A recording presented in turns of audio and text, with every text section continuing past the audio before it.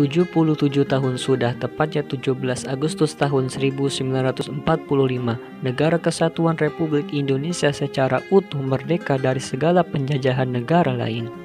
Perjuangan dan pengorbanan para pahlawan kemerdekaan Republik Indonesia patut kita kenang sebagai sejarah yang bermakna selamanya. Namun di balik upacara proklamasi kemerdekaan Republik Indonesia, terdapat fakta-fakta unik, menarik, dan jarang diketahui oleh kebanyakan warga Indonesia. Apa dan bagaimana fakta-faktanya itu? Di video ini saya telah merangkum dari berbagai sumber fakta-fakta di balik kemerdekaan Negara Kesatuan Republik Indonesia sebagai berikut. Stay tuned.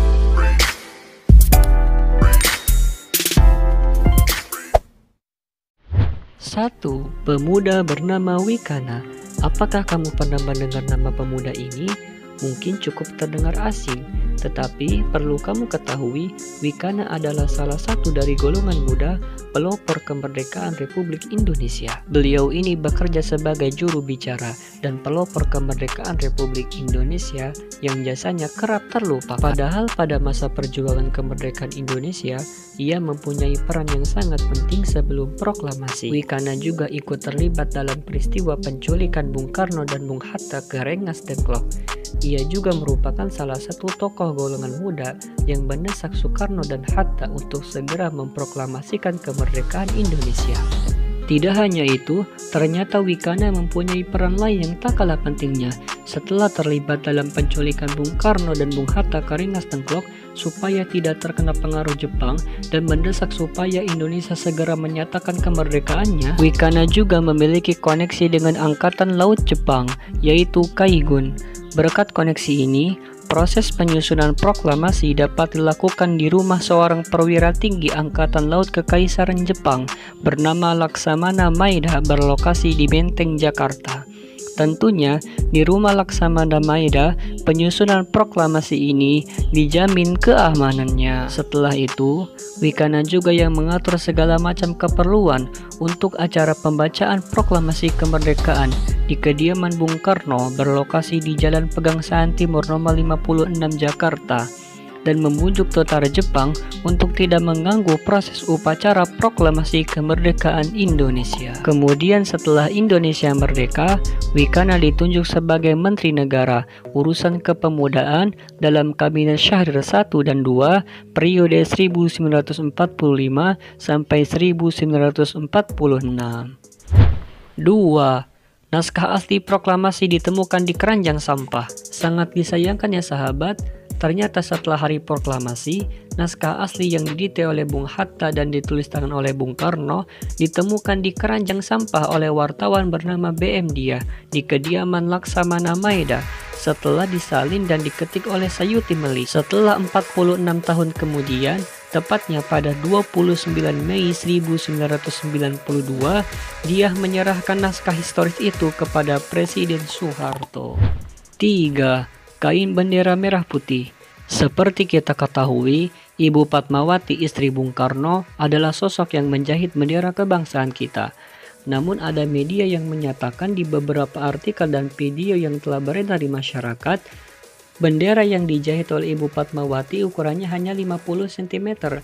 Tentunya apabila dinaikkan ke tiang bendera, ukuran ini terlalu kecil. Oleh karena itu, kemudian Ibu Fatmawati mengambil kain spray berwarna putih yang ada di dalam lemarinya. Kemudian memberikan amanat kepada pemuda yang bernama Lukas Kastario untuk mencarikannya kain merah. Akhirnya, kain merah tersebut didapati Lukas yang ia beli dari penjual soto.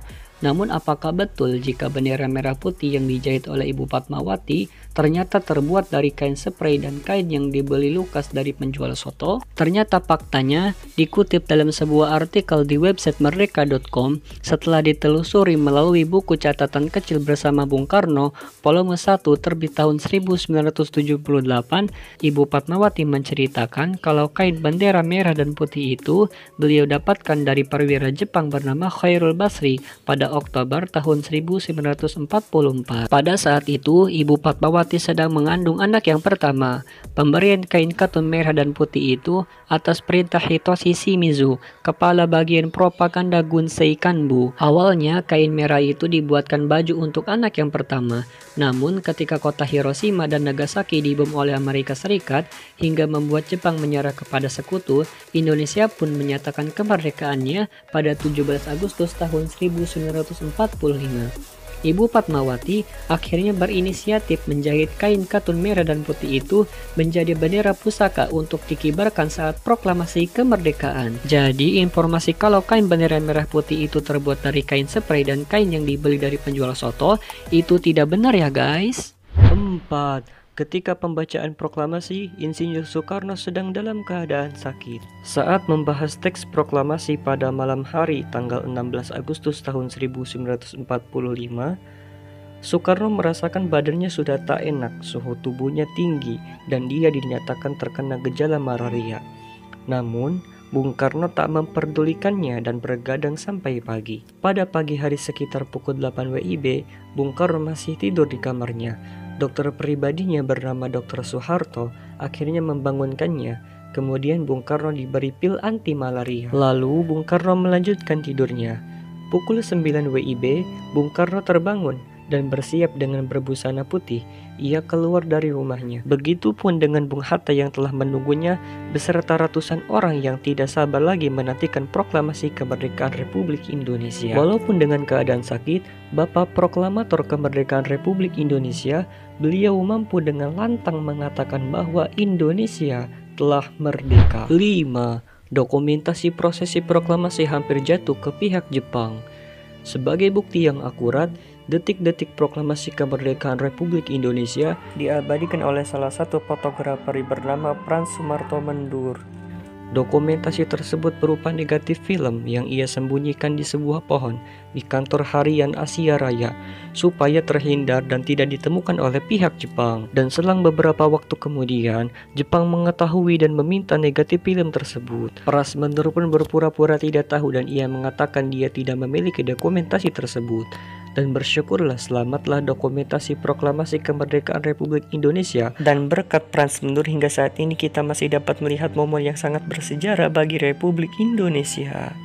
6. Rekaman suara proklamasi. Ternyata rekaman Insinyur Soekarno yang membacakan proklamasi yang kita dengar saat ini merupakan hasil rekaman ulang. Hal ini disebabkan lantaran ketika hari kemerdekaan Republik Indonesia tanggal 17 Agustus tahun 1945, teknologi belum begitu canggih sehingga belum bisa merekam video dengan suara. Baru kemudian pada tahun 1951, Insinyur Soekarno melakukan perekaman ulang pembacaan proklamasi kemerdekaan yang dilakukan di Studio Radio Republik Indonesia atau disingkat dengan RRI, berlokasi di Jalan Merdeka Barat, Jakarta Pusat. Pengulangan rekaman suara proklamasi ini atas ide Yusuf Ronodi Putro, yaitu salah satu pendiri RRI. 7. Penentuan Hari Kemerdekaan.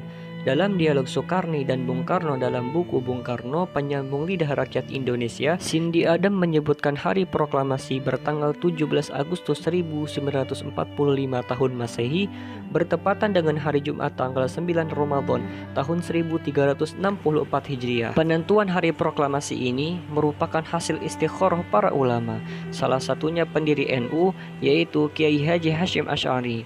Ceritanya bermula pada 8 Agustus tahun 1945 atau di awal bulan Ramadan tahun itu, Bung Karno mengirim beberapa utusan untuk menemui Kiai Hashim. Tujuannya antara lain memohon istikharah para ulama tentang hari yang baik untuk membacakan teks proklamasi kemerdekaan. Aguk Irawan MN dalam bukunya Penakluk Badai Biografi Kiai Haji Hashim Asy'ari menyebutkan Bung Karno sejak awal sudah mendiskusikan soal hari kemerdekaan dengan Kiai Haji Hashim melalui utusan Bung Karno yang diberi mandat menanyakan hasil istikharah para ulama mengenai hari baik untuk proklamasi kemerdekaan Republik Indonesia. Setelah hasil istikharahnya didapatkan, para ulama memilih hari Jumat sebagai hari yang baik untuk membacakan proklamasi kemerdekaan Republik Indonesia. Pertimbangan para ulama ini karena hari Jumat merupakan hari yang penuh berkah. Selain itu, proklamasi di bulan Ramadan juga merupakan momen yang sangat istimewa. Itulah guys 7 fakta di balik kemerdekaan Indonesia yang jarang diketahui oleh orang banyak. Jika dikaji lebih dalam, tentunya masih banyak lagi fakta-fakta yang lain yang belum saya sebutkan. Semoga video ini bermanfaat dan dapat menambah wawasan Anda. Terima kasih telah menyaksikan dan menyimak video ini sampai akhir. Jika kamu suka dengan video ini, jangan lupa like, share, dan jika kamu mempunyai pertanyaan atau tanggapan, cantumkan di kolom komentar. Dan jangan lupa subscribe channel ini agar tidak ketinggalan update video terbaru dari kami. See you next time di video kami selanjutnya.